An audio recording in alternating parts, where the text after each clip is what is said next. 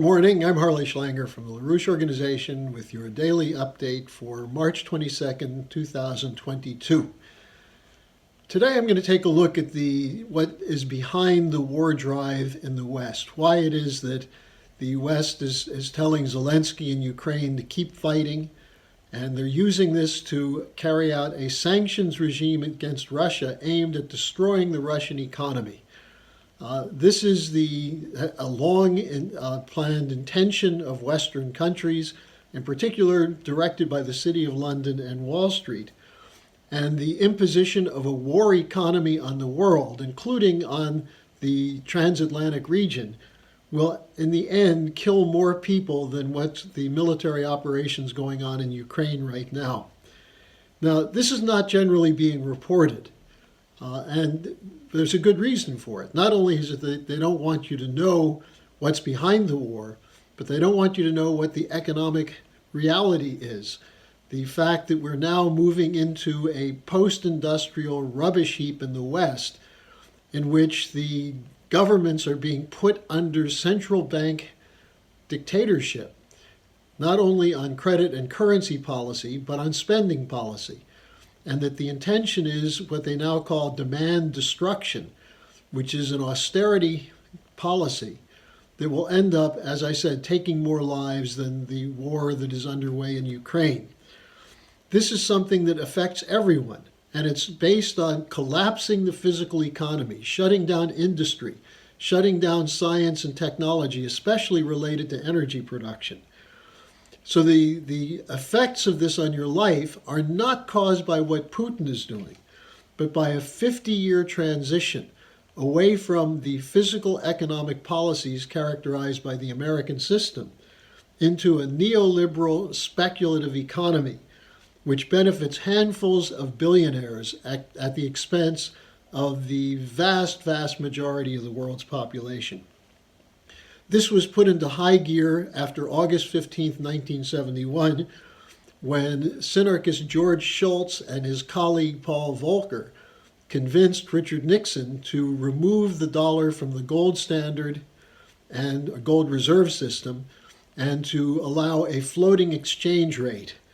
This, over the next couple of years, was combined with free trade policies, deregulation, and privatization, which is really what we mean by globalization today, and IMF, International Monetary Fund, conditionalities against the developing sector. There is a credit shift away from investment into research and development, into physical goods production, away from infrastructure. And most of the funds started shifting toward quick buck speculation. This created bubbles. And we were told the bubbles are signs of economic growth and economic health. And they seemed to be until they popped, as bubbles always pop. Now, Lyndon LaRouche intervened repeatedly into this process. He warned before the August 15, 1971 decision by Nixon that something was coming and this was going to be a disaster. After it happened, he correctly forecast that the people who made this shift away from the Bretton Woods system were going toward Shaktian economic policies, characterized by or modeled on the policies of Hjalmar Schacht, who was Hitler's finance minister, who was put in place by the City of London and Wall Street, specifically to build a war economy in Germany while killing off large sections of the German population and eventually the population in Europe as a whole. Now, in the mid-1970s, LaRouche intervened with a specific proposal called the International Development Bank, and shortly after that with a proposal for the European Monetary Fund, which were based on shifting back toward Bretton Woods-style fixed exchange rate system based on investment in science and technology, combined with debt reorganization, moratorium cancellation, and so on. Instead, what was imposed under Carter was called controlled disintegration, and we've been living under one form or another of controlled disintegration since then. In the 80s, you had a somewhat of an economic growth driven by military and defense spending, but LaRouche again characterized this as a bubble, and he forecast almost exactly the 1987 stock market crash. Again, in the 90s, under the Greenspan period, the so-called Clinton economic recovery, LaRouche said it's a bubble. And we saw bubbles pop in 1997, 1998, again the dot-com bubble in 2000. While Greenspan was saying that he does not see irrational exuberance, he doesn't see a bubble, the bubbles popped. And what did they do? They built another bubble, the mortgage-backed security bubble, 2007, 2008. LaRouche again warned in the summer of 2007 that this was going to pop.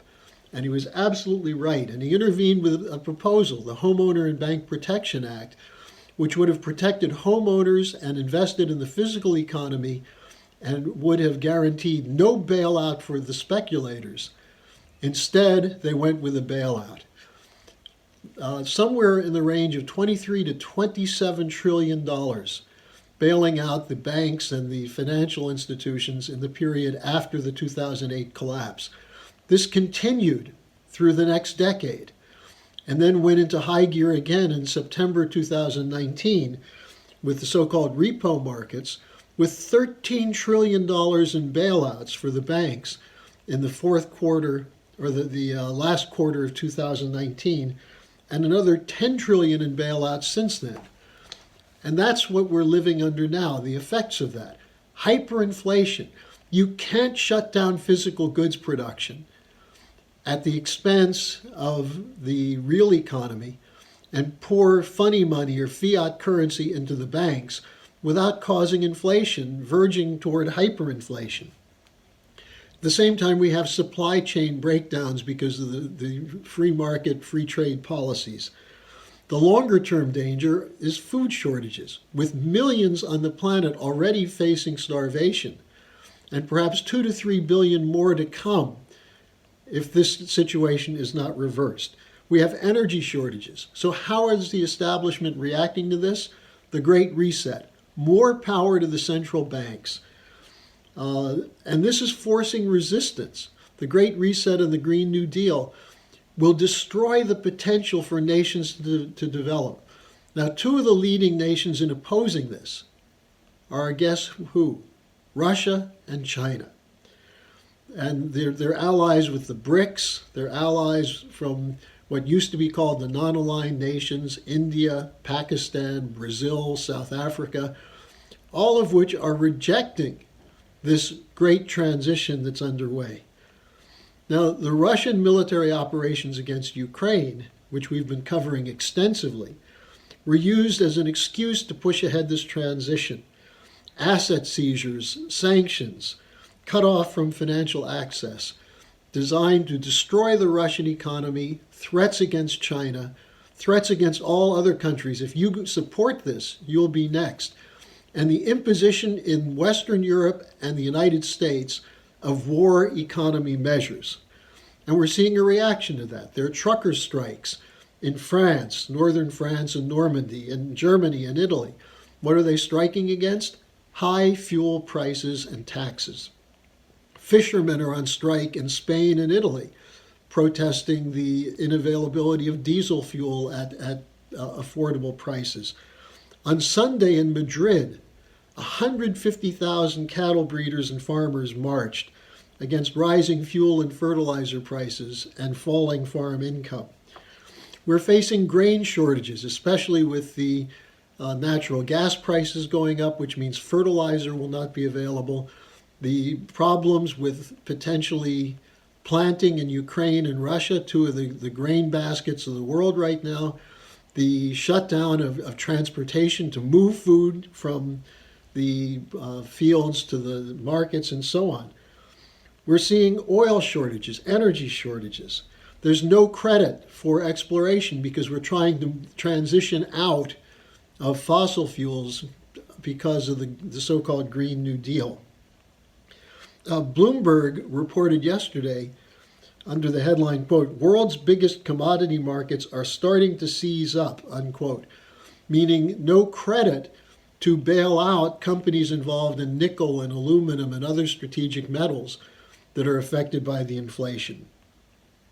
Now, The oil production, oil consumption is down 9 million barrels per day in the last 2 years, according to the International Energy Agency, and they're forecasting another 3 million barrel per day drop in 2022.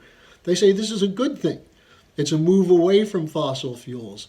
It's also what they call self-sanctioning, or the other term they use is demand destruction. Now, why is this happening? Because people can't afford the fuel. People are driving less. We had the lockdowns, and now we're having the energy shortages. People are eating less. There's an overall austerity. They're flying less, traveling less, and this is considered something good. Now, meanwhile, where is spending up? Military production. They're pouring weapons into Ukraine in a futile attempt to stop the Russian army from carrying out what Putin called enforcing security guarantees for Russia. So spending is up for military production, austerity for consumption and production. Russia and China will not accept it. They won't go along with the Great Reset, and others are looking to Russia and China. So this is going to be a prolonged crisis unless something happens, either nuclear war and total destruction, or a shift to a new strategic and financial architecture. So the question is, which way will Europe and the United States go? Will Germany and France continue to march to the tune hummed by Boris Johnson and the global Britain fanatics from the City of London? Will the Biden administration and his Tiger team continue to insist on war and austerity? Or will we break out of that? And that's up to you. The Schiller Institute will be holding a conference on April 9th to organize people from around the world. And hopefully many, many of you will be part of that in Western Europe and the United States to ensure that we adopt a new strategic and financial architecture based on the economic solutions from Lyndon LaRouche. So I urge you to join our mobilization and become a part of this. Now, I'm going to put 2 links at the description page of today's update. One will be the announcement of the April 9th conference, which you can use to organize. And the second will be a very interesting interview I did yesterday with Algerian National Public Television, where I essentially debated a professor from Kiev on what's actually going on in Ukraine. So I hope you will take some time to look at it. It's very interesting. But we need you to mobilize with us, not just to stop this war and the insanity around war, but to defeat the forces who are pushing the Great Reset and the Green New Deal. Thanks for joining me. Get to work, do some organizing, do some critical thinking, and help your friends recognize that the suffering they're moving into now is going to be greatly enhanced unless we break the power of this global oligarchy.